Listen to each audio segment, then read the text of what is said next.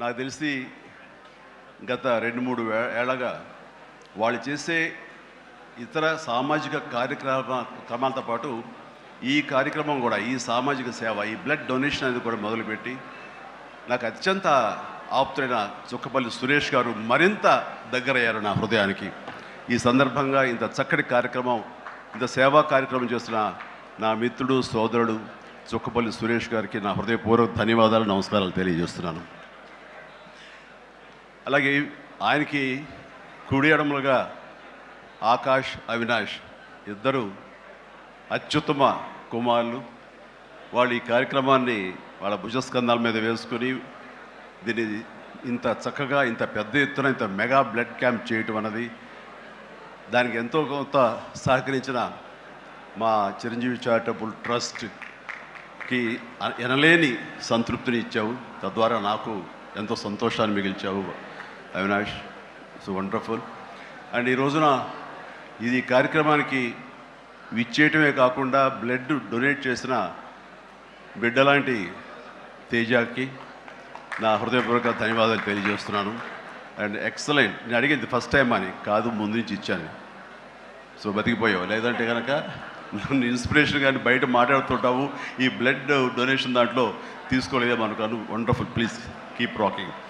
And ఇక్కడ ఏడు ఇచ్చేసినటువంటి సంయుక్త గారికి, అలాగే Chiranjeevi charitable trust chief medical officer doctor Madhavi, నా చెల్లి, తనకి, అండ్ ఈ కార్యక్రమాన్ని ఇంత బాగా నిర్వర్తించడానికి పరోక్షంగా ప్రతి పురుషుడు వెనక ఒక స్త్రీ ఉండాలి, దానికి మిసెస్ సురేష్ గారికి, వారి ఇతర సిబ్బందికి నా హృదయపూర్వక ధన్యవాదాలు తెలియజేస్తూ, మరీ ముఖ్యంగా ఈ రోజు నేను మెన్షన్ చేయాల్సింది, ఇక్కడ ఈ కార్యక్రమానికి విచ్చేసి దాదాపుగా 1000 మంది సాయంత్రం లోపల బ్లడ్ డొనేట్ చేస్తుంటే రక్తదాతలకి నేను మరీ మరీ మరీ శిరస్సు వంచి నమస్కరిస్తున్నాను.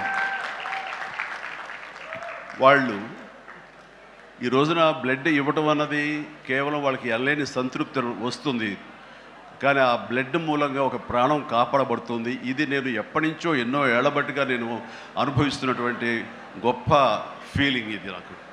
అంటే చాలాసార్లు చెప్పాను, కానీ ఎప్పటికప్పుడు కొత్త జనరేషన్, కొత్త యువకులు వస్తున్నారు కాబట్టి నేను మళ్ళీ చెప్పాల్సినటువంటి ఆవశ్యకత ఎంతైనా ఉంది. ఎందుకంటే ఇది చాలామందికి స్ఫూర్తినిచ్చే ఒక అంశం. ఈ చెప్పబోయే ఈ విషయం ముఖ్యంగా ఒక జర్నలిస్టు సోదరుడికి నేను ఆజన్మాంతరం రుణపడి ఉంటాను. నన్ను థాట్ ప్రవోక్ చేసి నన్ను ఇన్స్పైర్ చేసినటువంటి ఆ ఒక మ్యాగజైన్ సంబంధించిన ఒక జర్నలిస్ట్ రాసిన ఒక రైటప్ నాలో ఈ స్పృహ నాకు వచ్చేలాగా, నేను ఈ బ్లడ్ డొనేషన్ వైపు డ్రైవ్ అయ్యేలాగా ఆ ఆర్టికల్ నాకు ఎంతో దోహదపడింది. సో ఆ రాసిన మనిషి ఎవరో ఏమిటో నేను మళ్ళీ ఎప్పుడు కలవలేదు, కానీ ప్రతిసారి అతను తలుచుకుంటూనే ఉంటాను. ఈ సందర్భం కూడా అతనికి నా హృదయపూర్వక ధన్యవాదాలు తెలియజేస్తాను ఆ జర్నలిస్ట్ సోదరుడికి. ఎందుకంటే మా అందరికీ సేవ చేయాలని ఉంటుంది, కానీ ఎలా చేయాలో తెలియనటువంటి ఒక డోలాయమాన పరిస్థితితో లేదా తొయ్యుకో ఉన్నప్పుడు మీలాంటి వాళ్ళు మాకు ఆ స్ఫూర్తినిచ్చి మాకు డ్రైవ్ చేస్తే కనుక నిజంగా అది పెద్ద మీరు సహాయం చేసినట్లు. అలాగా ఒక 27 సంవత్సరాల క్రితం బ్లడ్ దొరకక అనేక మంది ప్రాణాలు కోల్పోతున్నారు. అది ప్రసవ సమయంలో కానివ్వండి, అయితే ఈ యాక్సిడెంట్ సమయంలో కానివ్వండి, అలాగే తలసీమ వ్యాధిగ్రస్తులు కానివ్వండి, క్యాన్సర్ పేషెంట్స్ కానివ్వండి, ఇలాగ రకరకాల వ్యాధిగ్రస్తులు చనిపోతున్నారు అని తెలిసిన తర్వాత బ్లడ్ దొరకదా, బ్లడ్ ఇవ్వరా, ఇంతమంది ఉన్నారు, ఎందుకు ఇవ్వలేరు అన్న థాటు నన్ను ఎప్పుడు తొలుస్తూ ఉండేదన్నమాట.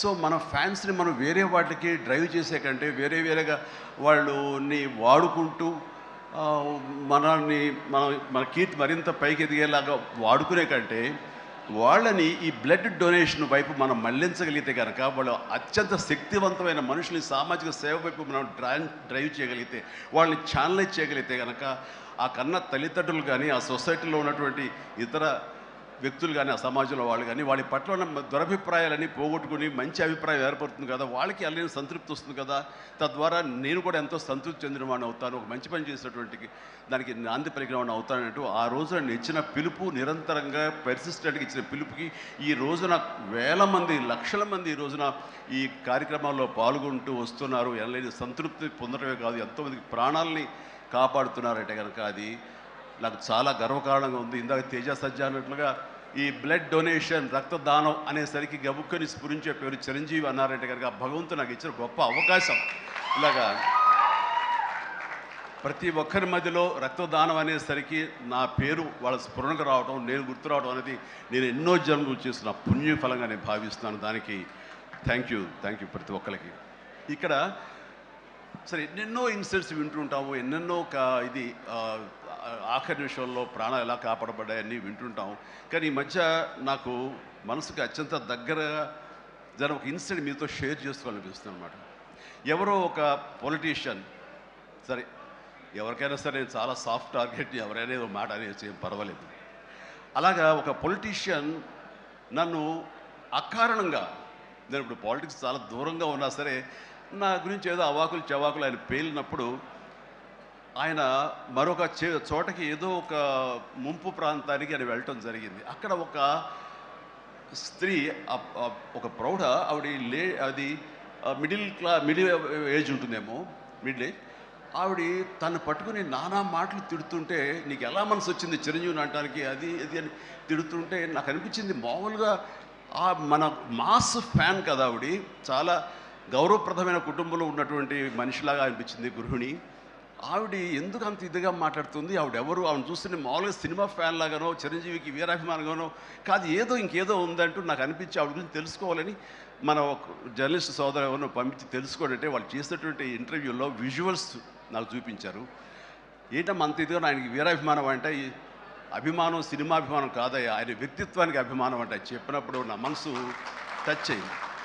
ఏంటమ్మా అంత ఇదిగా ఏంటమ్మా ఆయన మీకు ఏమైనా సహాయం చేస్తాడు, ఏం చేస్తాడంటే సహాయం చేయటువంటి అయ్యా, నా బిడ్డ ప్రాణాలను కాపాడాడు అని అన్నప్పుడు ఏ విధంగా ఏంటి అని అన్నప్పుడు, నా బిడ్డకి రాజమండ్రిలో దగ్గర ఒక పల్లెటూరిది, రాజమండ్రిలో కానీ కాకినాడలో కానీ నా బిడ్డకి ప్లేట్లెట్స్, డెంగ్యూ వచ్చేసి ప్లేట్లెట్స్ బాగా డౌన్ అయినప్పుడు వితిన్ అవర్స్ నా బిడ్డ కనుక ప్లేట్లెట్స్ సమయానికి అందకపోయి ఉంటే కనుక వాడు ఏమైపోయాడు, పాటిగా దూరం అయిపోయేవాడు. అంటే ఒక 8 ఏళ్ల బాలుని అబ్బాయిని పిలిచి పక్కన కూర్చోబెట్టుకుని ఆ తల్లి చెప్తుంది, మరి ఎవరో చెప్పారు చిరంజీవికి ఫోన్ చేయపోయావమ్మని. నేనేంటి చిరంజీవి ఫోన్ చేయటువంటి, ఎక్కడి నుంచి చేయగలను, ఆయన ఎక్కడో ఉంటాడు, ఎలా చేయాలి ఫోన్ అని తెలియని పరిస్థితుల్లో, లేదమ్మా బ్లడ్ బ్యాంక్ చేయి, వాళ్ళు ఖచ్చితంగా ఎత్తుతారు ఫోను, నీకు కాల్ సహాయం చేస్తారంటే వాడు గంటల్లో కావాలి, అది ఎక్కడో ఉంది హైదరాబాద్లో, ఎలాగొస్తుందో అనుకున్నాను. కానీ అయినా సరే ఎక్కడో ఆశ చావక ఫోన్ చేయడం జరిగింది. ఫోన్ చేసిన తర్వాత అక్కడ స్పందించి అక్కడ సిబ్బంది వెంటనే రాజమండ్రి పరిసర ప్రాంతాల్లో ఉన్న అభిమానులు, ఆ బ్లడ్ గ్రూప్ ఎవరికైతే ఉందో అభిమానుల్ని వెంటనే పంపించేయడం ఏంటి, అవర్స్లో వాళ్ళు హాస్పిటల్కి, నియరెస్ట్ హాస్పిటల్కి వెళ్ళి బ్లడ్ ఇవ్వటం ఏంటి, దాని నుంచి ప్లేట్లెట్స్ వేరు చేయటువంటి, ఆ బిడ్డకి ఎక్కించడం ఏంటి, తెల్లారిసరికి ఆ బిడ్డ మళ్ళీ తిరిగి ఎంతో ప్రాణాలతో బతికాడు. ఇది ఈడనయ్యేవాడు. ఆయన కనుక సమయానికి చేయకపోయి ఉంటే నా బిడ్డ ఏమైపోయాడు. అలాంటి మనుషుల ఈ తుచ్చులు నీచులు కలిసిందని మాట్లాడతారు. వాడిని నాకు సరిపోలేదు, దగ్గరికి వెళ్ళి ఉంటే ఏమి చేసేదాన్ని అని చెప్పేసి అప్పుడు అంటుంటే చాలామంది అంటారు, ఎవరిని మిమ్మల్ని ఇలా అటాక్ చేస్తుంటారు సోషల్ మీడియాలో మాట్లాడుతుంటారు, మీరేం మాట్లాడరు ఏంటని. నాకు నేను చేసినటువంటి మంచి కార్యక్రమాలు, నేను పొందినటువంటి ప్రేమ, అభిమానం, ఇదే నాకు రక్షణ కవచం. నేను మాట్లాడక్కర్లా, నేను చేసుకున్న మంచి మాట్లాడుతున్నట్టు నేను అలాగే అంటుంటాను, ఇది సత్యం. సో ఆ తర్వాత మళ్ళీ ఆ సదరు రాజకీయ నాయకుడు మళ్ళీ ఎక్కడా మాట్లాడేది నాకైతే వినపడలేదు. అంటే వాళ్ళకు కూడా మనసు ఉంటుంది కదా, వాళ్ళకి ఒక అంతరాత్మ ఉంటుంది కదా, వాళ్ళకి తెలుసు. ఇంటికి వెళ్ళేసరికి ఆయన అంతరాత్మ చెప్పబోయిన ఇంట్లో వైఫ్ అని చెప్పుద్ది, ఏంటి చెప్పు నోరు అని. సో ఇలా ఉంటుంది అన్నట్టు వాళ్ళ ఇది. సో మనం మాట్లాడక్కర్లేదు, మనం చేసుకుంటూ వెళ్ళిపోతూ ఉంటే కనుక ఎవరైతే ఇలాంటి రాతలు కానీ చేతలు కానీ మాటలు అంటారో వాళ్ళకి అదే సమాధానం. అందుకని నేను ఎప్పుడు దేనికి స్పందించను, అవసరం నాకు లేదు. మంచి చేసుకెళ్ళిపోవటమే, ఇలా మంచి చేసేటువంటి మాలాంటి తమ్ముళ్ళకి నేను సహాయంగా నేను ఉండటమే తప్ప ఇంకోటేం కాదు. అండ్ అనుకూలమైన ఇక థ్యాంక్ యూ. అండ్ ఈ రోజున ఎక్కడ ఇతర దేశాల్లో ఉన్న అభిమానులు కూడాను నా మాటని స్ఫూర్తిగా తీసుకుని వాళ్ళు ఆయా ప్రాంతాల్లో వాళ్ళు బ్లడ్ డొనేషన్స్ చేస్తూ ఈ రోజున నా పేరు, నాకు మంచి పేరు, మరింత మంచి పేరు వచ్చేలాగా నాకు నేను గర్వపడే విధంగా వాళ్ళు చేసేటువంటి బెడ్ డ్రైవ్స్కి వాళ్ళు ఎక్కడో సరే ఏ ప్రాంతంలో ఉన్నా సరే ప్రతి ఒక్కరికి నేను ఎప్పుడు కృతజ్ఞతతోటి నేను నా మనస్ఫూర్తిగా నా అభినందనలు తెలియజేస్తూ ఉంటాను. నాకు ఈ అవకాశం ఇచ్చారు ఇక్కడికి రావడానికి మా బ్రదర్కి. ఆయన చేసిన కార్యక్రమాలు ఎన్నెన్నో చూస్తూనే ఉన్నాము. అండ్ దానికి ధీటుగా ఎవరు నిలబడలేరు. అలాగే నిరంతరంగా వాళ్ళ నాన్నగారికి నివాళులు అర్పించే విధంగా ఆయనది వేళ ఇది సెంటనరీ ఇయర్. సో 100 సంవత్సరాల ఇది ఆయనకి నివాళులు అర్పించేలాగా ఆయన గర్వపడి కొడుకుని చూసుకుని ఎక్కడో సరే గర్వపడే స్థాయికి ఆయన సహాయ కార్యక్రమాలు చేయటం అన్నది ఆయనకి ఇచ్చేటువంటి గొప్ప నివాళి.